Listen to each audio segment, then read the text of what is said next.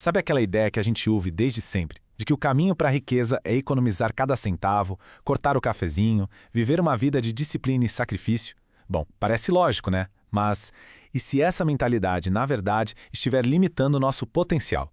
E se o verdadeiro segredo não for sobre o que a gente corta, mas sim sobre o que a gente é capaz de criar? Essa frase é forte, é do empresário Flávio Augusto, e ela bate de frente com quase tudo que se fala sobre finanças pessoais. É um desafio direto àquela ideia de que a gente enriquece poupando. Então, peraí, se não é economizando, qual é o verdadeiro motor da prosperidade? Essa é a pergunta que pode mudar o jogo.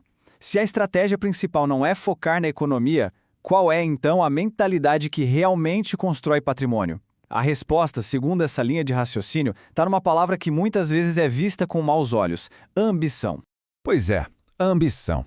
Uma palavra que para muita gente soa meio mal, quase como sinônimo de ganância. Mas na filosofia do Flávio Augusto, a ambição é vista de outra forma. Ela é a força motriz, o verdadeiro combustível para o crescimento. E para isso, a gente precisa, antes de mais nada, separar a ambição da sua prima destrutiva, a inveja. E a diferença, olha, é gigantesca.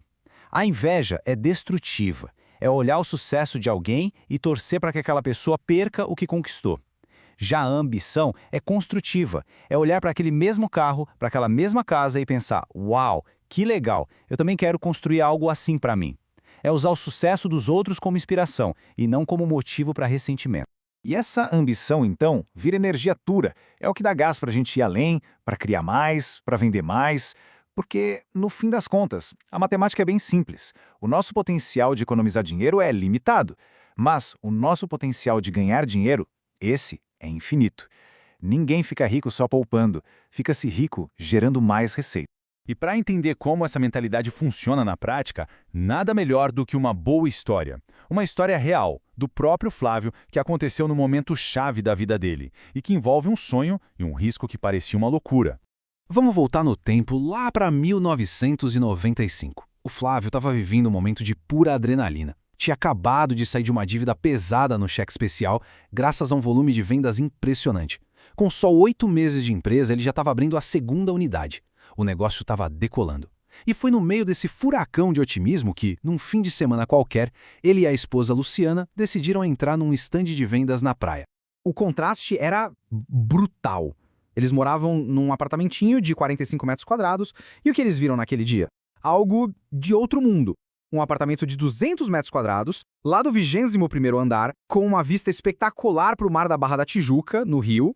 A distância entre a realidade deles e aquele sonho era simplesmente imensa. E o preço? Bom, $500 mil. Naquela época, o dólar e o real eram praticamente 1 para 1. Para um jovem empresário que tinha acabado de sair do vermelho, esse número não era só grande, era quase uma fantasia. Mas o preço total nem era o maior dos problemas. O obstáculo imediato, o que parecia impossível mesmo, era a entrada. $240 mil. Não era parcelado, não era para depois. Era preciso ter quase metade do valor do imóvel para fechar o negócio. A realidade bateu forte. Eles não tinham aquele dinheiro. Ponto. O sonho que eles tinham acabado de ver e de sentir parecia completamente fora de alcance. Naquele momento, sem ter o dinheiro e sem querer simplesmente ir embora de cabeça baixa, o Flávio teve uma ideia. Em vez de admitir a derrota, ele decidiu criar a própria saída. Uma estratégia para se retirar daquela situação com elegância. O pensamento dele foi exatamente esse. Ele ia criar uma proposta tão absurda, mas tão fora da curva, que o vendedor seria obrigado a recusar. E assim, ele sairia de cabeça erguida, dizendo que ia pensar a respeito. Era uma bela estratégia de saída. E a proposta foi a seguinte. Primeiro, ele pegaria as chaves no dia seguinte. Segundo, pagaria $20 mil por mês durante 2 anos. E terceiro, a parte mais ousada de todas, a entrada de $240 mil seria paga só no final desses 2 anos. Ele não estava negociando o preço, ele estava virando a lógica do pagamento de cabeça para baixo. O gerente de vendas ouviu aquilo tudo, pegou a proposta e foi falar com o diretor. Enquanto isso, o Flávio ali tranquilizando a esposa, garantindo que era impossível eles aceitarem. Relaxa, ele vai dizer não, era o que ele dizia. Mas o gerente voltou, e a resposta não foi a que ninguém esperava. A proposta absurda, a estratégia de saída, tinha sido aceita. Naquele exato momento, o sonho e um problema gigantesco se tornaram reais. A reação da esposa dele, a Luciana, resumiu o sentimento de todo mundo. E agora? A pergunta não era mais sobre um sonho distante, era sobre uma dívida real enorme. Como eles iam pagar por aquilo?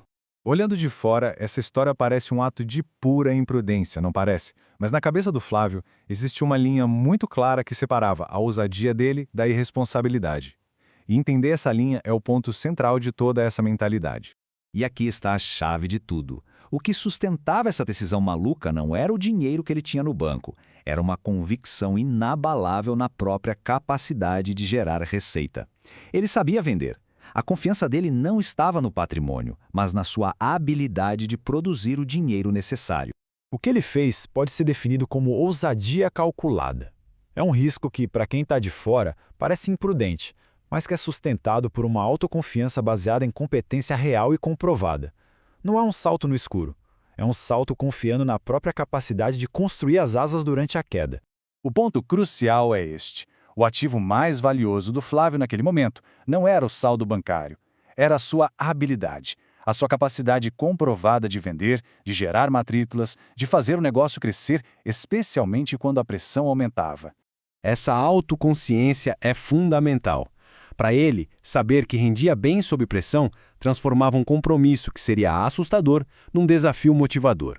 A dívida não era um fardo, mas sim o combustível que o forçaria a atingir um novo patamar de performance. Isso tudo nos leva à reflexão final.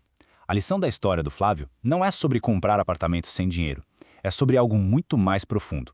Identificar e ter uma confiança absoluta na nossa principal habilidade geradora de valor.